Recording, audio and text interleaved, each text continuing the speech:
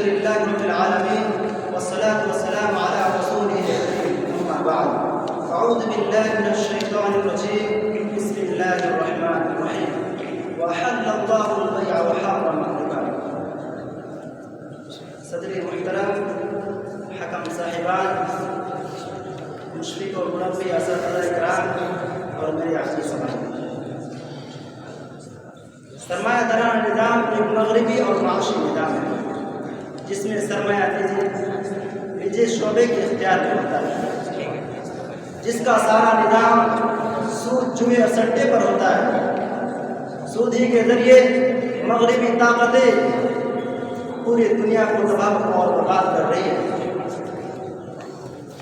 سودی نظام جب کسی معاشرے میں پھیل جائے تو جب سودی نظام کسی معاشرے میں پھیل جائے تو اس کے برے اثرات نمایاں ہو جاتے ہیں۔ غریب اور امیر کے درمیان فاصلے بڑھ جاتے ہیں، غریب غریب تر ہوتا چلا جاتا ہے اور امیر امیر ہوتا چلا جاتا ہے۔ معاشرے کی ساری دولتیں چند افراد کے قبضے میں ہو جاتا ہے، ملک کی معیشت چند افراد کے قبضے میں ہو جاتا ہے۔ اس لیے اسلام نے اسے سختی سے منع فرمایا ہے اور اسے حرام قرار دیا ہے، جیسا کہ اللہ تعالیٰ کا فرمان ہے وَأَحَلَّ اللَّهُ الْبَيْعَ وَحَرَّمَ الرِّبَا، سورۃ البقرہ 275۔ جبکہ نبی کریم صلی اللہ علیہ وسلم نے سود کو حلال کر دینے والے گناہ قرار دیا، جیسا کہ نبی کریم صلی اللہ علیہ وسلم کا فرمان ہے اجتنبوا السبع الموبقات، قلنا وما هن يا رسول الله؟ قال الشرك بالله والسحر وقتل النفس التي حرم الله الا بالحق واكل الربا، متفق علیہ۔ سامعین کرام، جب ہم سرمایہ دارانہ نظام کی بات کرتے ہیں تو تین چیزیں سامنے آتی ہیں۔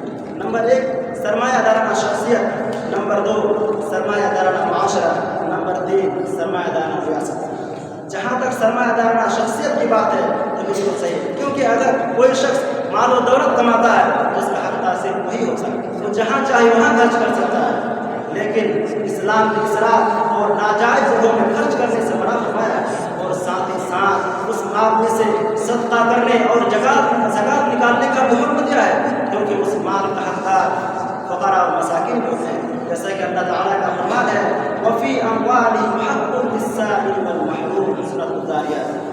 نمبر 2 سرمایہ دارانہ معاشرہ، اس میں معاشرے کے امیر لوگ مزدوری طے کرتے ہیں اور مزدوروں سے زیادہ کام لیا جاتا ہے اور اتنی مزدوری انہیں نہیں دیا جاتا ہے جتنے کا وہ حقدار ہوتا ہے۔ اس سے ایک انسان کی حق تلفی ہوتی ہے، جبکہ اسلام نے اس سے سختی سے منع فرمایا ہے، جیسا کہ نبی کریم صلی اللہ علیہ وسلم نے ارشاد فرمایا أتدرون ما المفلس؟ قالوا المفلس فينا من لا درهم ولا متاع، وقال إن المفلس من أمتي يأتي يوم القيامة بصلاة وصوم وزكاة ويأتي قد شتم هذا وقذف هذا وأكل مال هذا، رواه مسلم۔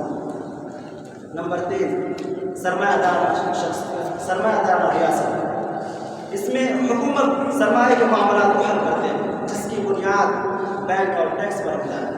سرمایہ دارانہ نظام کی اصل طاقت بینک ہے، جس کی بنیاد سود پر قائم ہے، سود کے بغیر بینک کا وجود محال ہے۔ اسی طرح سرمایہ دارانہ نظام کا ایک اہم پہلو محصول لگانا ہے، ٹیکس لگانا ہے۔ اس سے ہر انسان کی آمدنی سے محصول لگایا جاتا ہے، بازار میں بکنے والے ہر شے پر محصول لگایا جاتا ہے، چاہے جسے ہم سیل ٹیکس کہتے ہیں، یعنی ہر وہ چیز جو ہم کھاتے پیتے اور پہنتے ہیں ان پر حکومت ٹیکس لگاتی ہے، جبکہ اسلام نے اس سے سختی سے منع فرمایا ہے، بلکہ اسلام نے صرف مالداروں سے زکات لینے کا حکم دیا ہے، جیسا کہ نبی کریم صلی اللہ علیہ وسلم کا فرمان ہے ان اللہ قد فرض علیہم صدقہ تؤخذ من اغنیائہم فترد علی فقرائہم، رواه مسلم۔ سامعین کرام، سرمایہ دارانہ نظام 3 چیزوں پر قائم ہے۔ نمبر 1 حرص و حسد، نمبر 2 ابدیت دنیا، نمبر 3 تصور موت کا انکار۔ نمبر 1 حرص و حسد، سرمایہ دارانہ نظام کی وجہ سے غریب اور امیر لوگوں کے درمیان بغض و حسد پیدا ہوتا ہے، جبکہ اسلام نے اس سے سختی سے منع فرمایا ہے، جیسا کہ اللہ تعالیٰ کا فرمان ہے وَمِن شَرِّ حَاسِدٍ إِذَا حَسَدَ، جبکہ نبی کریم صلی اللہ علیہ وسلم نے ارشاد فرمایا لا تحاسدوا ولا تناجشوا ولا